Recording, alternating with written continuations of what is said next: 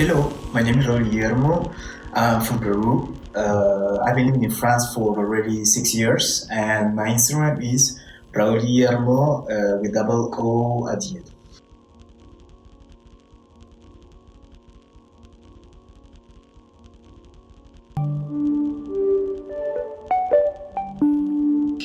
My images talk better than me, for sure, for me, when trying to explain my work. But if I could explain my work, I would say that I do everything in color.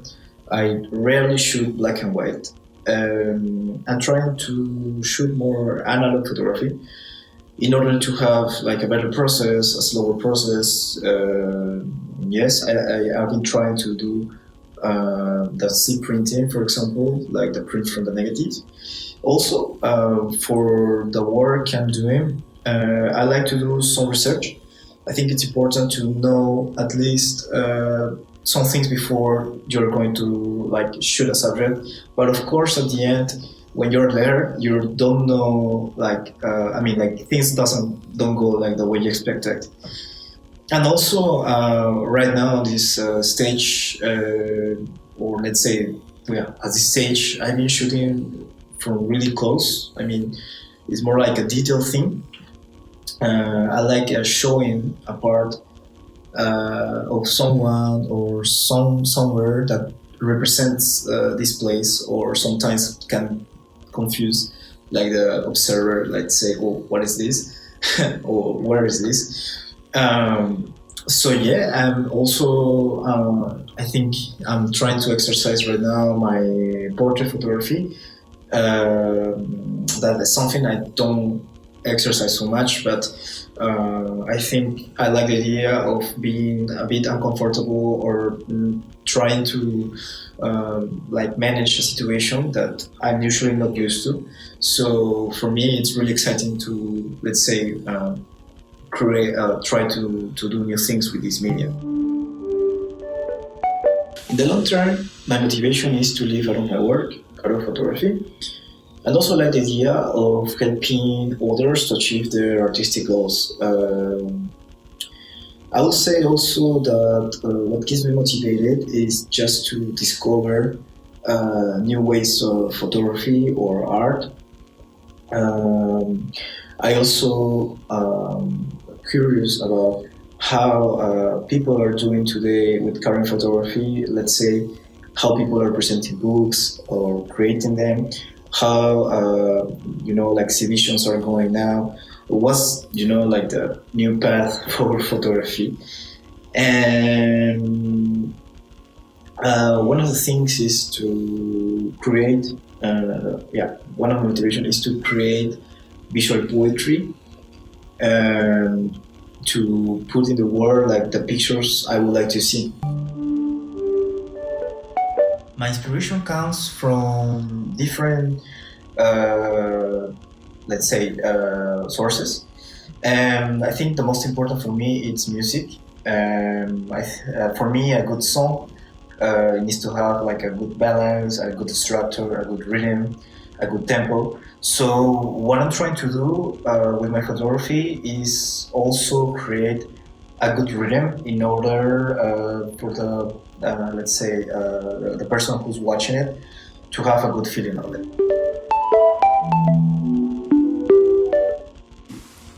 Do I consider photography a profession or a hobby? Well, this is a tricky question, I think, because for me at the beginning it was a hobby, and then it became my profession. I think it's a profession that you will need a technical and creative part. The technical just to understand, manage, and create light, and the creative part, I think, is able to you. I mean, you need to be able to, let's say, put in reality what you have in your head. I think both are great and both are doing their job. However, I'm a person that likes to read and see photography from physical objects. Why? Because of the experience. I think I prefer to have a physical object, let's say a book or a magazine in my hands, in order to see the colors I don't know, like fill the texture, the structure, etc. The second, the addition. Yeah, for me at least, is a bit more engaging. I think current photography or contemporary photography is going in a good direction. Growing in a good direction. Recently, I've seen more, like digital platforms, printed editions, etc. For some reason, I've seen more communities and collectives of photographers shooting like I don't know, let's say merging themselves in order to create different communities. So I think it's cool. I think it's a really good thing. For also, I think like social media helps a lot in order for you to have an audience to spread your work.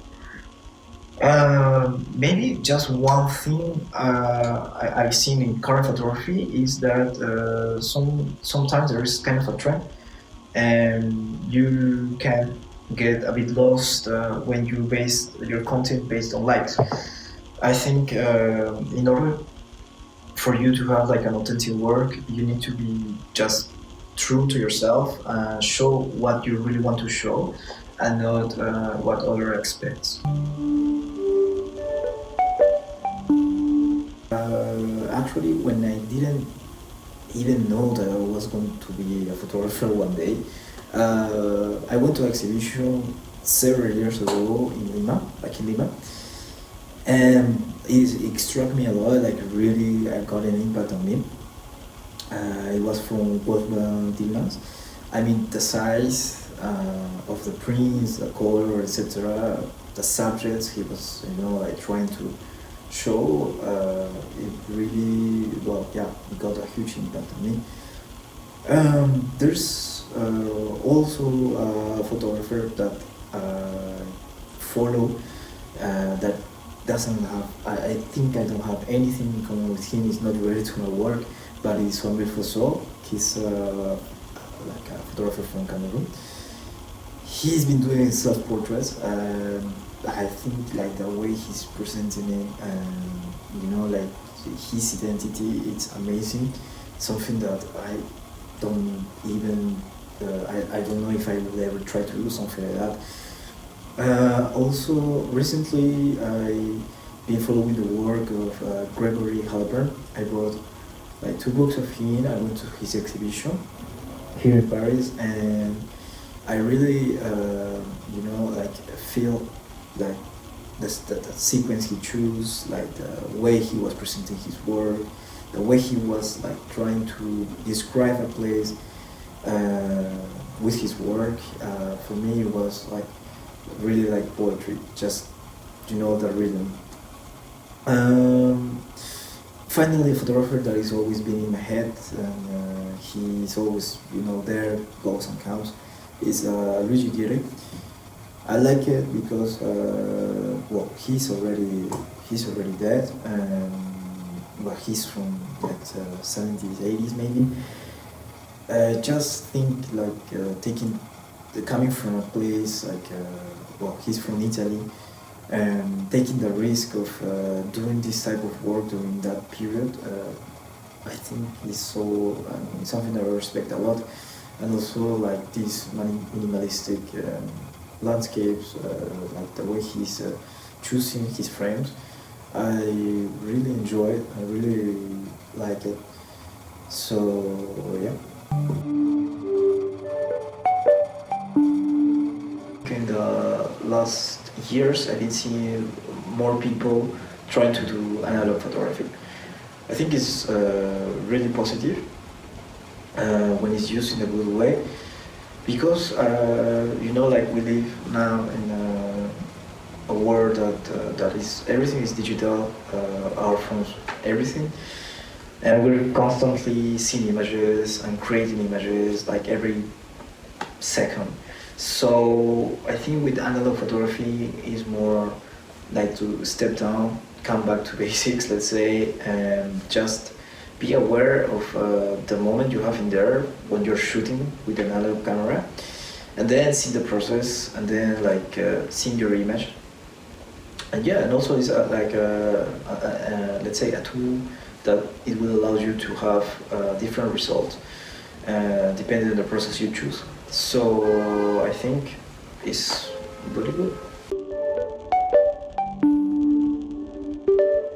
For my personal work, I bought in 2017 Mamiya 7 when the prices were not so crazy as right now. I choose this camera because of the size first. When I got it, I didn't know it was really light. That was good. Also because of the crop, I like the 6x7 format. That's really cool. And yeah, this camera motivates me to carry it everywhere I want, basically, to travel with it. It's not uncomfortable, it's not heavy, so that's really cool. I find a camera that motivates you to shoot, let's say. And recently, also for personal work, I bought a Mamiya RZ67.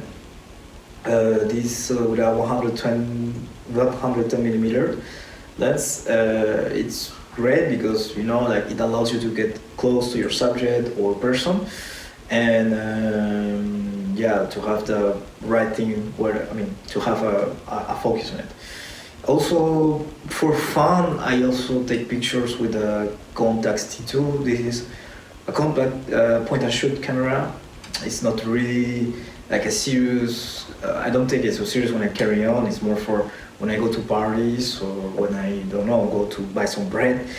And also my first camera I bought a long time ago. It was a Nikon F3, and for me it's, I don't know, maybe one of the best cameras I ever used. But yeah, I'm not using it nowadays for any type of work, more for the fun.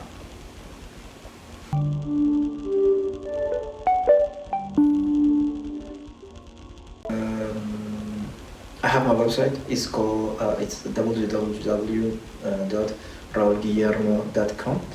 And also in the last month we created a collective with some friends called Let's Talk Magazine, and we're trying to do small, let's say, assignments into subjects we like, and yeah, we like to, I don't know, go and check it out yourself.